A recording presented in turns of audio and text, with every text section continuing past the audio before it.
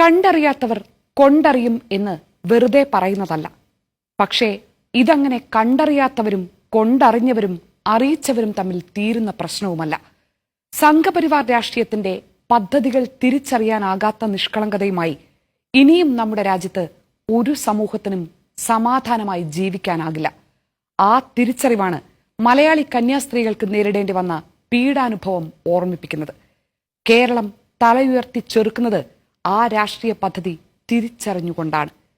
BJPയുടെ രാഷ്ട്രീയ ചൂണ്ടയിൽ വീഴാൻ വെമ്പി നിന്ന ക്രൈസ്തവ സഭാ നേതൃത്വങ്ങളും അത് തിരിച്ചറിഞ്ഞേ പറ്റൂ. തൽക്കാലം ഞങ്ങൾ സുരക്ഷിതരാണല്ലോ, ഇപ്പോൾ ഞങ്ങളെ അവർക്ക് വേണമല്ലോ, അവർക്ക് നമ്മളെ ആവശ്യമുള്ളിടത്തോളം നമ്മൾ പേടിക്കേണ്ട എന്ന് സ്വാർത്ഥത കാണിച്ച എല്ലാവർക്കും ഇപ്പോൾ കിട്ടേണ്ടത് കിട്ടിയിട്ടുണ്ട്. ഇനിയെങ്കിലും കണ്ണു തുറന്നാൽ കൊള്ളാം.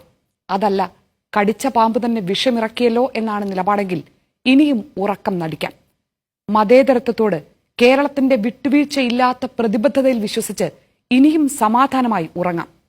പക്ഷേ ഒന്ന് മാത്രം മറക്കരുത്, കേരളത്തിന്റെ ഈ കെട്ടുറപ്പിനോട് എന്താണ് ചെയ്തുകൊണ്ടിരിക്കുന്നതെന്ന് സ്വയം ഒന്ന് വിലയിരുത്തി നോക്കണം.